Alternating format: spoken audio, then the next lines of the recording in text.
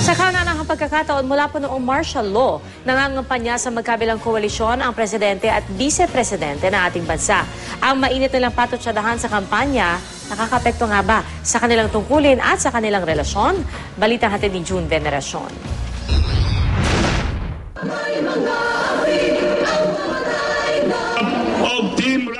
Maliban sa mga bagong teknolohiya, halos wala namang nagbago sa estilo ng pangangampanya sa Pilipinas. Nandyan pa rin ang mga lumang gimmick ng mga politiko para makakuha ng boto. Pero meron daw napakalaking pinag-iba sa sitwasyon ngayon. Unang beses ito na meron tayong pangalawang Pangulo na aktibong nagkakampanya para sa mga kandidato na hindi nando doon sa slate ng presidente. First time ito sa kasaysayan natin mula martial law. First time na aktibong nagkakampanya ang Vice President. Hindi pa ito nangyayari. Ang Pangulo, ikinakampanya ang kanyang mga kandidato sa Liberal Party.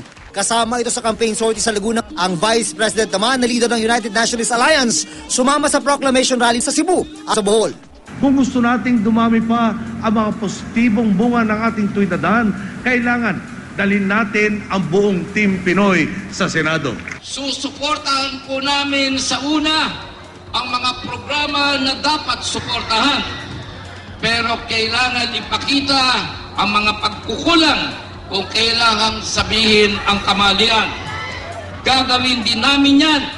At ito po ang sinasabi namin na bago at responsableng opposition. Walang masama sabi ng political analyst at UP professor na si Prospero de Vera. Pero limitahan naman daw sana ni Pangulong Noynoy Aquino at Vice President Jojo Marbinay ang kanilang pangangampanya para hindi naman mapabayaan ang kanilang tungkulin sa bayan. Ang compromise talaga ay political ads na lang. Doon na lang nila ipakilala mga kandidato.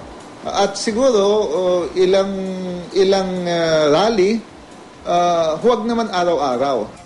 Dahil Pangulo at pangalawang Pangulo ang nangangampanya, hindi kaya raw nagagamit ang resources ng gobyerno? Tandaan natin, kada biyahe ng Pangulo at ng pangalawang Pangulo, malaking contingent ng support staff ang nandiyan dyan. Nandiyan na security, nandiyan dyan yung kanyang mga technical people, madaming gasolina ang nagagastos, madaming gastos sa mga hotel, sa pagkain, dahil pag biumahin naman ng presidente at ang vice-presidente, hindi naman sila o isa o dalawang tao lang. Sagot ng tagapagsalita ni Binay na si Joey Salgado, hindi pera ng gobyerno ang ginagamit nila kapag pumupunta sa kampanya. Makaraan ng Cebu at Bohol, sasama lang daw muli si Binay sa mga kampanya ng una kapag okay ang kanyang schedule. Ayon naman sa Liberal Party, hindi sila gumagamit at gagamit ng pondo ng gobyerno sa kampanya nila. We are not using government resources in the campaign. At dahil sina Pinoy at Binay mismo ang nangunguna sa pangangampanya sa mga kandidato nito, hindi maiwasan na sila rin ang nagpapalitan ng patutsada. Pero ayon sa Pangulo, hindi naman naapektuhan ang relasyon nila ng kanyang bise. And in fairness to him, he has done his job.